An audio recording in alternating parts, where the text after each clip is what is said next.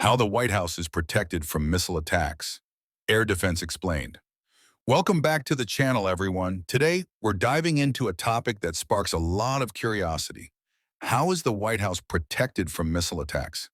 Before we go any further, let me be very clear. This video is purely educational. We're only discussing defense systems, security protocols, and how nations protect important landmarks. This is not about promoting violence, but about understanding technology and defense strategies used to keep people safe. Now, let's get into it. The White House is more than just a residence. It serves as the office of the President of the United States and is considered a symbol of American power and democracy. Because of its significance, it's a high-value target in the eyes of potential adversaries. However, the United States government has spent decades building multiple layers of protection to ensure that threats like missile attacks are neutralized long before they can reach Washington, D.C. One of the first and most important layers of defense is the airspace itself. The area over Washington, D.C., including the White House, is a strict no-fly zone, officially known as Prohibited Area P-56. This means that no unauthorized aircraft, whether it's a small private plane or a drone, is allowed to fly anywhere near this zone. If any aircraft enters this space without clearance, military jets and helicopters are scrambled immediately. These are known as Quick Reaction Alert, QRA forces, ready to intercept and deal with the threats within minutes. Surveillance systems, including ground radar, airborne sensors, and even satellite monitoring, constantly scan this zone to detect any unusual activity. Now let's talk about missile defense, the core of protecting the White House from long-range attacks. The United States uses a multi-layered missile defense strategy designed to detect, track, and destroy any incoming missile before it can reach critical targets.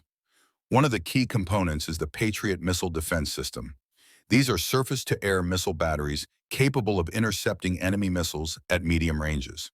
For longer-range threats, the U.S. relies on systems like THAAD, Terminal High-Altitude Area Defense, and the Aegis ballistic missile defense system, which can intercept ballistic missiles during their flight.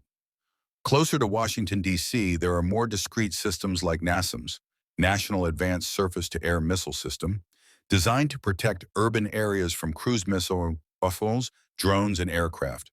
All of these systems are integrated with NORAD, North American Aerospace Defense Command, which oversees airspace security and missile threats across the U.S. and Canada. Beyond the advanced missile defense technology, the U.S. Secret Service plays a crucial role in protecting the White House from all kinds of threats.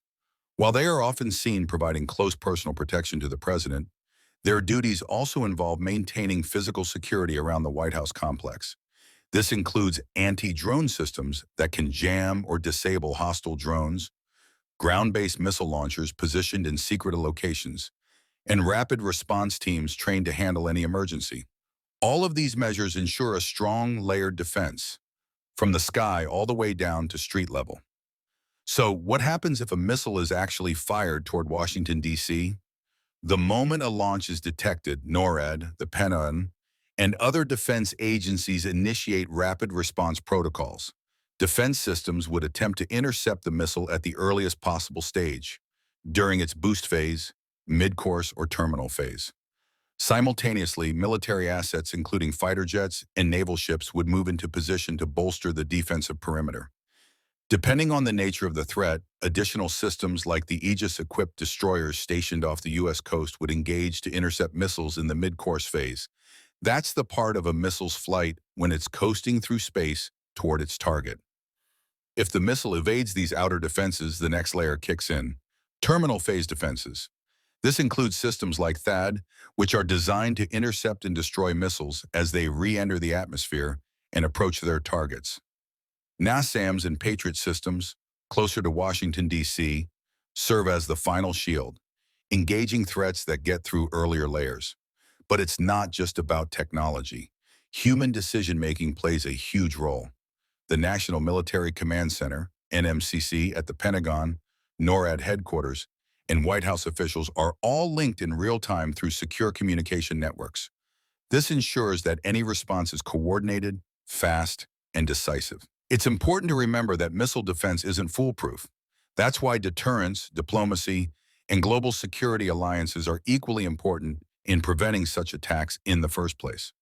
The strength of these defense systems lies not just in their ability to intercept missiles, but also in their role as a powerful deterrent. Protecting the White House from missile attacks involves a complex web of technology, surveillance, and rapid response forces, all working together to safeguard one of the most important symbols of the United States. From no-fly zones to cutting-edge missile interceptors, every layer is designed to stop threats before they get close. If you found this video interesting and learned something new about how the White House is protected, don't forget to like, subscribe, and share. It really helps the channel to grow.